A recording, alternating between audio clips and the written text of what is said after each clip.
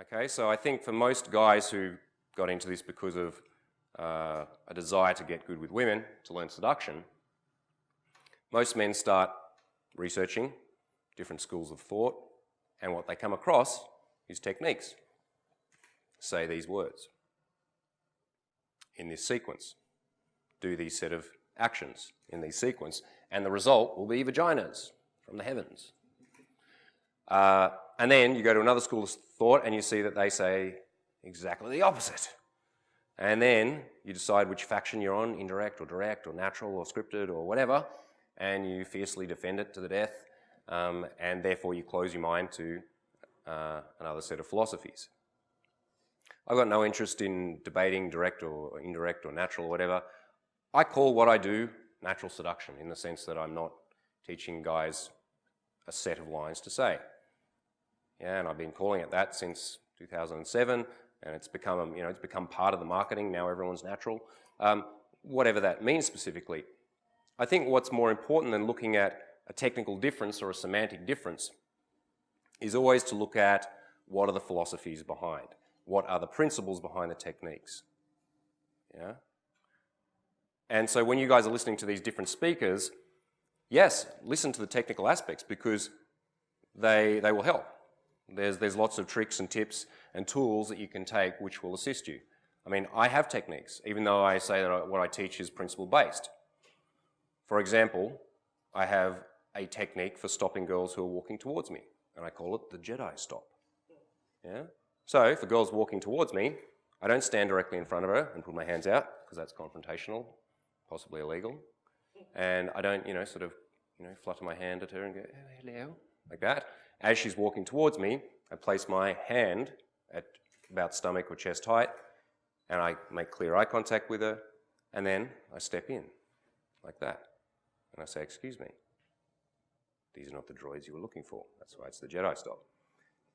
Now, that's a technique, and it works very well, but it does not work at all if you don't understand the principles behind it. And the principles behind that is an awareness, firstly, of my own personal state.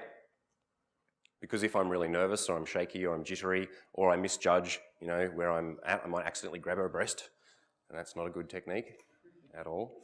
And if I'm not aware of what's going on for her, in terms of not seeing that she's walking at some insanely fast pace because she's really in a rush and she's not going to stop no matter what, or she's kind of, she's a tourist who's looking up at buildings and doesn't notice my hand or whatever, if I'm not aware, then it won't work. And then the second principle, and probably the most powerful one in this particular situation, is the projection of intention. What I'm thinking, feeling, projecting through my eyes. Because when I do that, I look her dead in one of her eyes and I think, stop. That's it.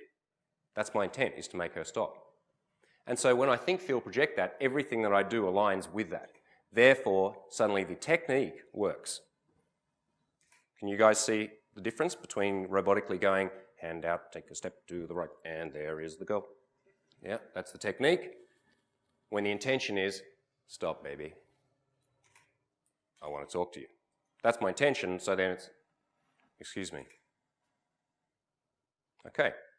So what I encourage you guys to do over this weekend is listen to techniques, jot them down, try them out, but more importantly, see what the speaker's philosophies are and the principles are behind the techniques.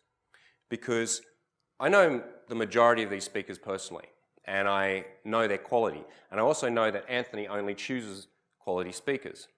And I've spoken at pretty much all of the major events around the world in terms of seduction, and many of them are purely marketing exercises. They're kind of seduction trade shows, really, because that's the way that they make money. They get 50 to 70 speakers in, and they give them 20, 30 minutes, and then everyone is trying to sell. So, a guy will give you one tip, but he'll hold it back, and then he'll sell you for 20 minutes or whatever. And so it's just this big, garbled sales pitch. And Anthony's not doing that. And I know that he's not doing this today for a short-term gain.